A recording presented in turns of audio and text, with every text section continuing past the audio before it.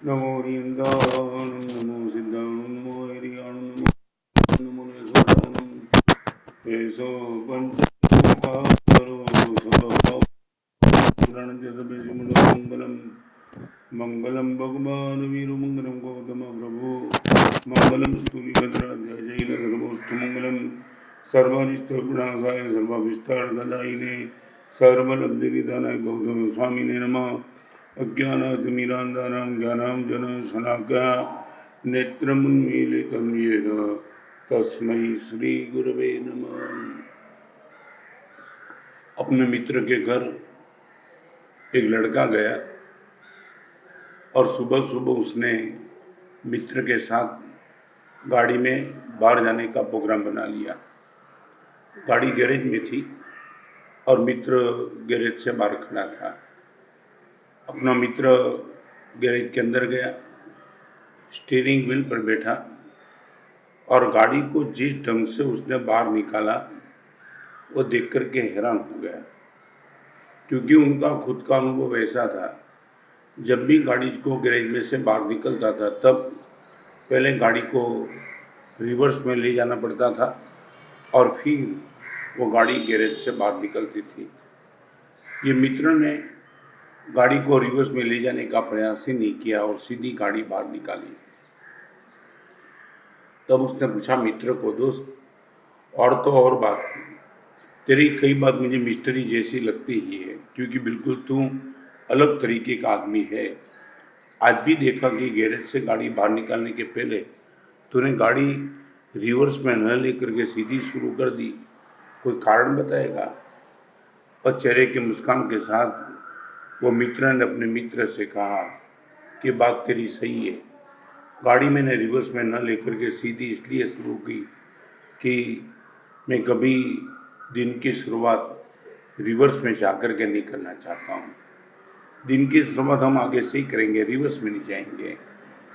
एक बहुत बड़ा मैसेज वो मित्र ने अपने मित्र को दे दिया कि रिवर्स में दिन की शुरुआत रिवर्स में माने हम कुछ गलत थे, वापिस चलो, नहीं, हम आगे ही जाएंगे। जीवन की बहुत कुछ बात अलग अलग एंगल से महापुरुष ने हमें बताई है। कभी कभी व्यस्तता के बीच में आपने भी देखा होगा, गाड़ी की गति जितनी तेज होती है उतना बीच में आने वाले पेड़, मकान, आदमी, पशु कुछ दिखाई नहीं पड़ता है।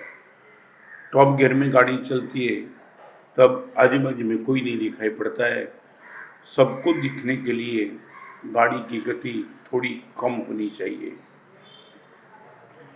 कितने दिनों से कोरोना ने गाड़ी की गति तेज तो क्या कर दी, गाड़ी रोक दी है।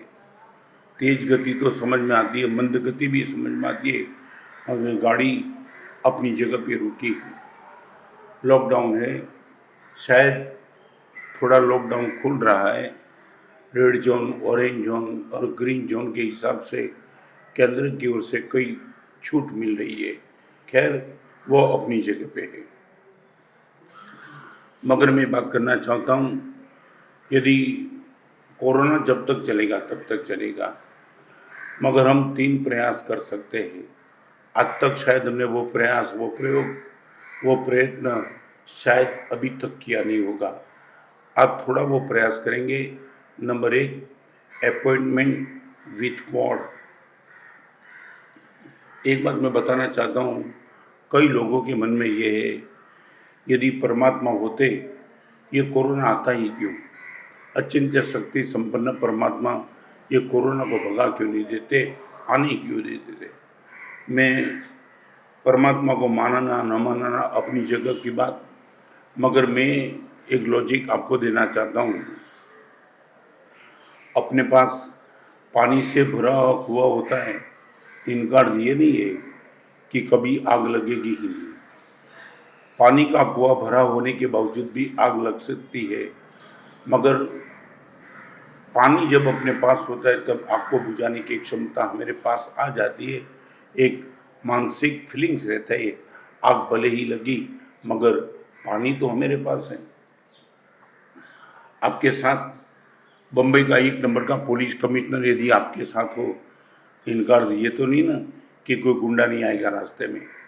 गुंडा पुलिस कमिश्नर होने के बावजूद भी आ सकता है, मगर आपके मन में ऐसा ख्याल होगा कि पुलिस कमिश्नर मेरे साथ है, गुंडा क्या कर पाएगा, उनसे निपट लेने की क्षमता पुलिस कमिश्नर से आ जाएगी। कई लोगों को फैमिली डॉक्टर होते हैं। अब इनको जो फैमिली डॉक्टर होने के बाद क्या जीवन में कभी रोग नहीं आएगा क्या? मगर उनके मन में स्पष्ट ख्याल होता है कि फैमिली डॉक्टर की उपस्थिति रोग आवे तो भी मन में एक शांति महसूस कराएंगी। भले ही रोग आया, हमारा डॉक्टर है, लैब है, दवाई भी है, रोग को हम दूर कर पाएंगे। जैसे पानी होने के बावजूद भी आग लग सकती है, पुलिस कमिश्नर की दोस्ती होने के बाद भी गुंडा हमारे सामने आ सकता है, टॉप क्लास के फैमिली डॉक्टर होने के बावजूद भी शरीर में रोग आ सकता है। उसी तरह परमात्मा की भक्ति करने के बावजूद भी जीवन में दुख, दिक्कत, असुविधा, रोग सब कुछ आ सकते हैं। आप पूछेंगे भगवान का फिर अर्थ क्या है? भाई यही अर्थ है, जैसे पानी होने के हिसाब से आग के सामने एक लड़ने की ताकत आती है, आग को बुझाने की क्षमता आ जाती है। को पुलिस कमिश्नर होने के नाते गुंडे को अपने पर हैवी न होने से बचा सकते हैं, और फैमिली डॉक्टर होने के हिसाब से डिसीज आगे बढ़ने से हम रोक सकते हैं। उसी तरह परमात्मा यदि मेरे साथ है तो हम दुख को सहन करने की ताकत, दुख का स्वीकार करने की ताकत हमारे पास हम ले सकते हैं। एक छोटी सी बात बताऊं, मैंने कथा वर्षों पहले सुनी थी। कृष्ण और रुक्मिणी भोजन करने के लिए बैठे थे, रुक्मिणी कृष्ण को भोजन करा रही थी। बात ऊपर की है, और वो भोजन कराते कराते कराते उसने देखा कि आधे भोजन होने के बाद कृष्ण भागे। रुक्मिणी सन्न रह गई कि पहली बार देखा कि श्री कृष्ण भोजन करते करते भागे, मगर 2 ही मिनट में श्री कृष्ण वापिस आ गए। जब वापिस आए तो रुक्मिणी ने श्री कृष्ण को पूछा, आप गए थे और वापिस आ गए, जानना तो ये चाहता हूँ आप गए क्यों थे? पहले बताइए, मेरी जैसी पत्नी आपको भोजन कराती और चालू भोजन में आप भूखे भी हो, फिर भी भागे क्यों?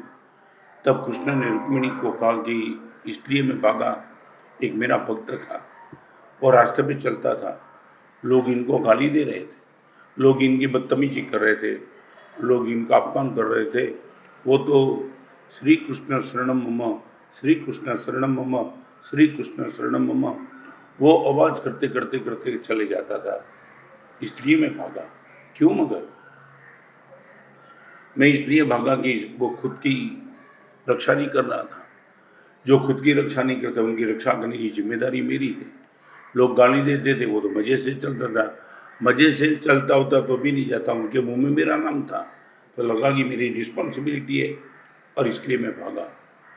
तब रुक्मिणी ने चेहरे के मुस्कान के साथ कहा, जैसे ही आप भागे 2 ही मिनट में तो वापिस आ गए, तो क्या हो गया, लोग चले गए क्या? तो कि नहीं, गाली देने वाले लोग, निंदा करने वाले लोग ऐसे ही थे, फिर भी तो आपने क्या उनको शांत नहीं किया? तो कि नहीं, तो आप वापिस क्यों आ गए? उसने बोला, वापिस मैं इसलिए आया, वो आदमी ने खुद ने ही रास्ते पे पड़ा हुआ पत्थर उठा दिया उन सबको मौन करने के लिए, भगाने के लिए।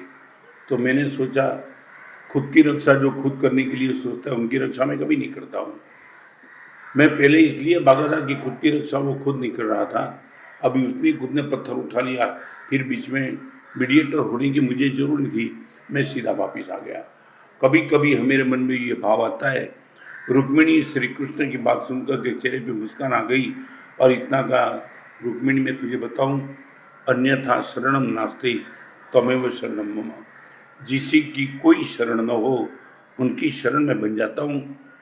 तो पहली बात, लॉकडाउन में, कोरोना के इस माहौल में एक फ्री टाइम हमको दिया है।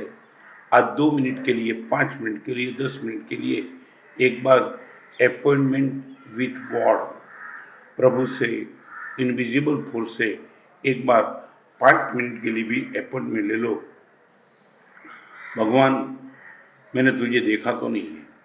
मैं एक बात बताना चाहता हूँ, मेरे 53 साल के दीक्षा जीवन में मगर परमात्मा की कृपा का अनुभव तो हजारों बार किया है। जैसे हमने पवन को देखा नहीं, ऑक्सीजन को देखा नहीं, we can't see oxygen, we are not seeing oxygen but we feel oxygen. हमने देखा नहीं है तो नहीं देखा इसलिए दुनिया में नहीं है, ऐसा तुमने कभी नहीं कहा। ऑक्सीजन को हमने हमारी आंखों से नहीं देखा है, फिर भी हम उनको फील कर रहे हैं क्योंकि हमारा जीवन चल रहा है।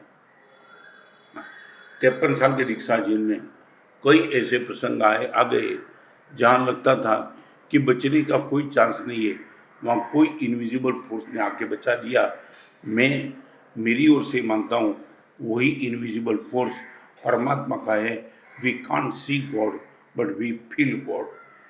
तो मैं इतना कहना चाहता हूँ, जो भी समय मिला है वो समय में 2 मिनट के लिए आंखों बंद करने के बाद आपके मन में परमात्मा का जो भी स्वरूप है, आप इनको प्रभु मानते हो, अरियंत मानते हो, खुदा मानते हो, जो कुछ भी मानते हो, एक बार आंखों के सामने लाओ, घुटनिए टेक दो, नतमस्तक होकर के उनके प्रार्थना करो, भगवान पूरी जिंदगी भर तक तुझे मिलने का मुझे समय नहीं था, मगर ये कोरोना ने मुझे तुझे मिलने का समय दिया, तेरे से बात करने का समय दिया।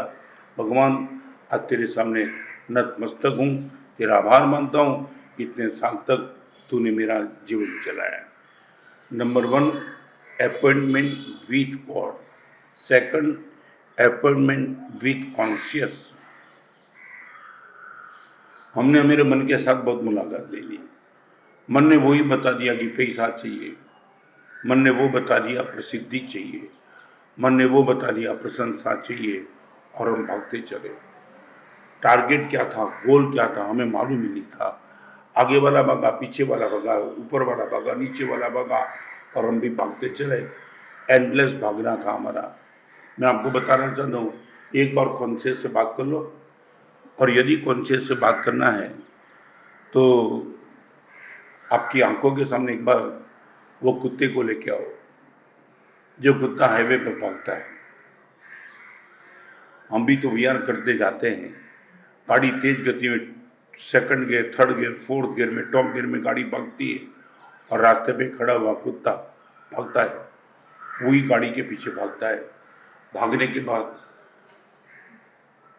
कुत्ता तो कहाँ गाड़ी से मिल सकता है, तेज गति से गाड़ी भाग रही है, और थोड़ा भागने के बाद, थोड़ा और भागने के बाद, तेज गति से भागने के बाद मुंह में से थूक निकल जाता है, और फिर कुत्ता कम बैक रिवर्स में आता है। मैं एक थोड़ा सा प्रश्न कुत्ते को लेकर के आपको 2 प्रश्न पूछना चाहता हूँ। क्या आपको लगता है कभी कुत्ता किसी गाड़ी तक पहुँच पाएगा? Never, never.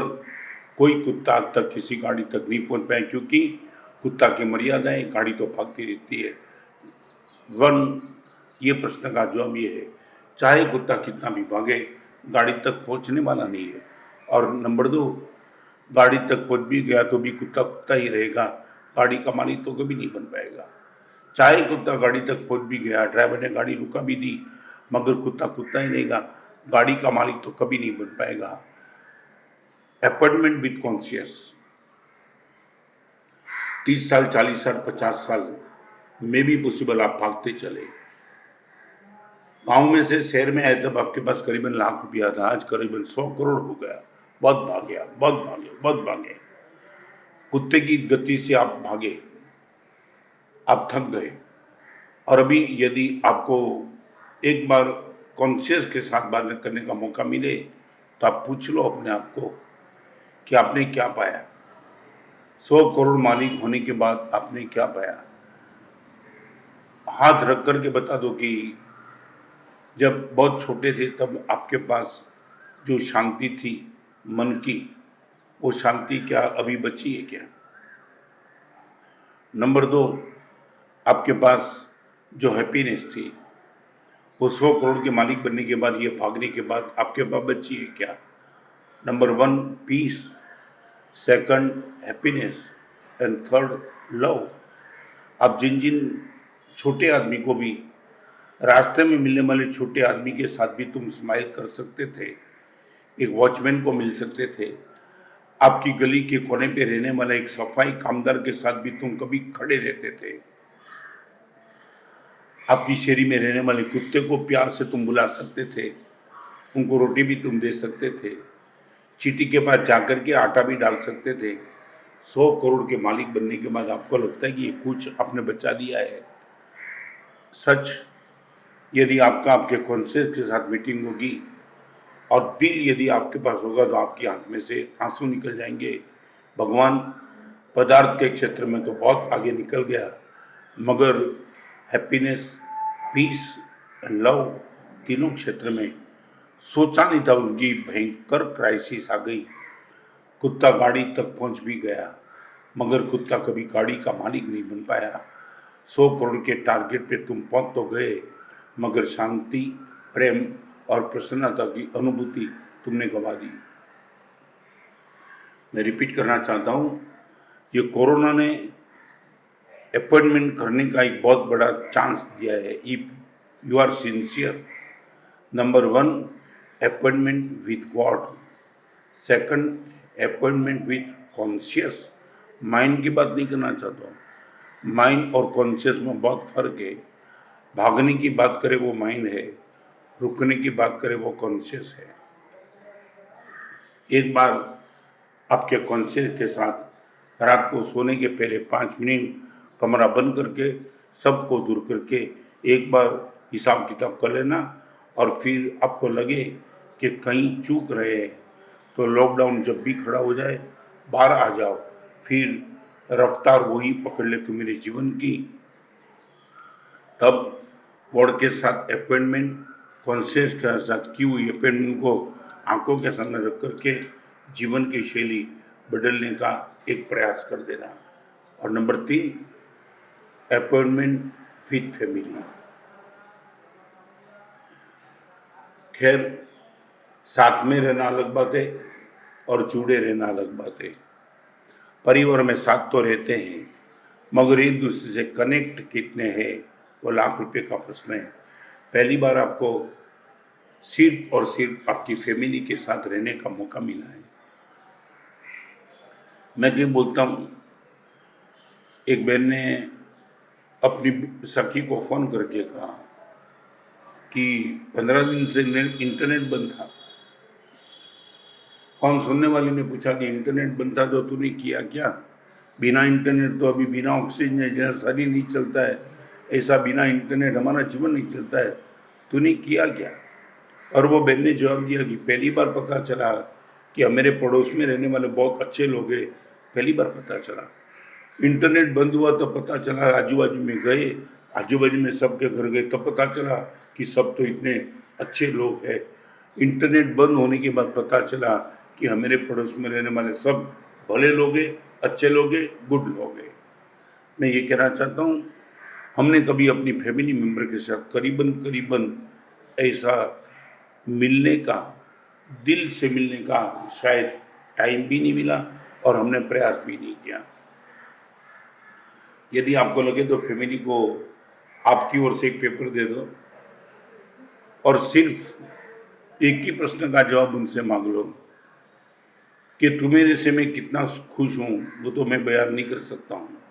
फिर से मैं कहना चाहता हूँ, फैमिली को इतना ही पूछ लो कि तुमसे मैं बहुत खुश हूँ, वो बताना नहीं चाहता हूँ, मगर मेरे से तुम सब कितने खुश हो एक बार मुझे बताएंगे तो मुझे पता चलेगा मेरे जीवन को कहाँ बदलना है।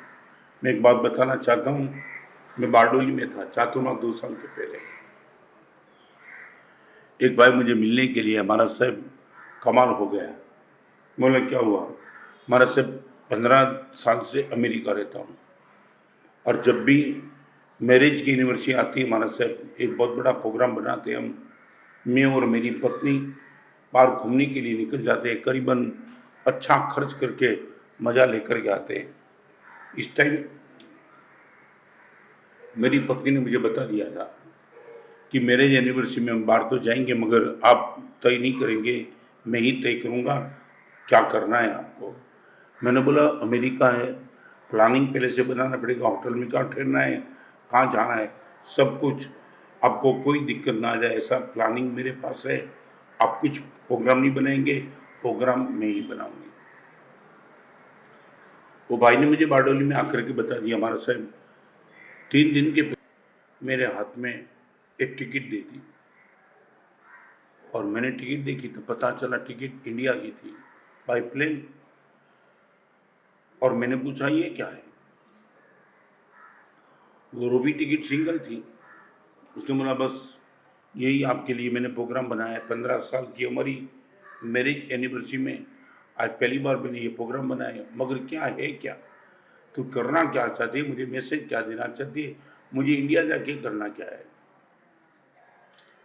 महाराज साहब, ऐसी धर्मपत्नी को पाकर के मैं धन्य बन गया हूँ। धर्मपत्नी ने मेरी आंख में आंख मिला के इतना था कि जिस माँ ने आपको जन्म दिया, आपके जीवन में संस्कार दिए, आपका स्वास्थ्य अच्छा रखा, और वही संस्कार और स्वास्थ्य को लेकर के मैं आपसे शादी करने के बाद खुश हूँ, मज़े में हूँ, प्रसन्न हूँ। 15 साल में कभी मैरिज एनिवर्सरी के दिन आप आपकी माँ के पास नहीं गए, हमेशा मेरे पास ही रहे। मैंने बहुत 1 महीने से सोचा था इस टाइम घूमने के लिए आप मेरे साथ नहीं आएंगे, आप आपकी माँ के साथ रहेंगे। इसलिए मैंने आपके लिए इंडिया की टिकट ले रखी है। मैं भी यदि साथ में आ सकती हूँ, मगर आपको माँ के साथ बात करने का जो समय मिलता मेरे आने से नहीं मिल सकता था।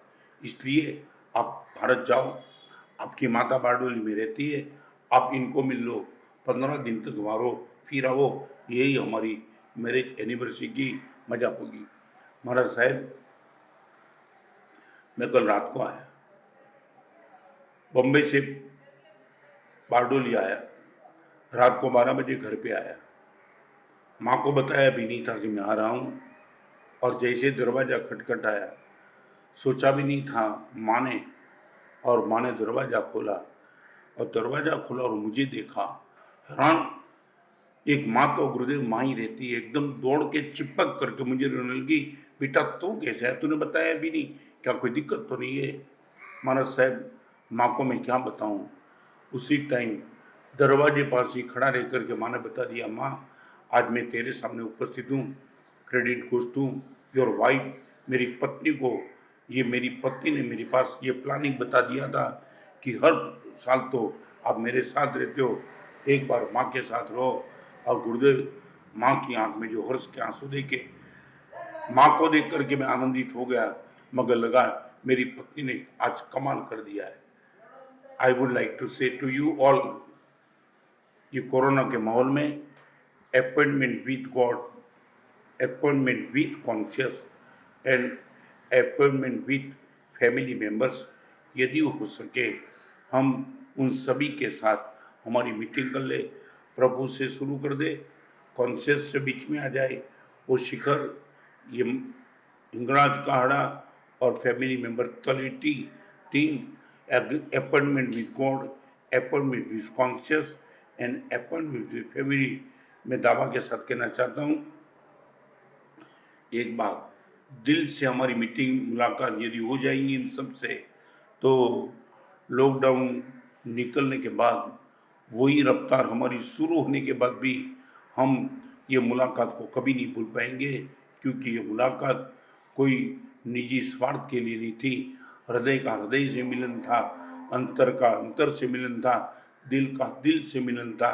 फिर appointment with God, appointment with conscious and appointment with family members, और 3 के साथ अपॉइंटमेंट हमारे मन को, हमारे जीवन को शांति, प्रेम और प्रसन्नता लाकर ही दे। यही मेरी ओर से आप सबको शुभकामना, मंगल कामना और शुभ आशीर्वाद।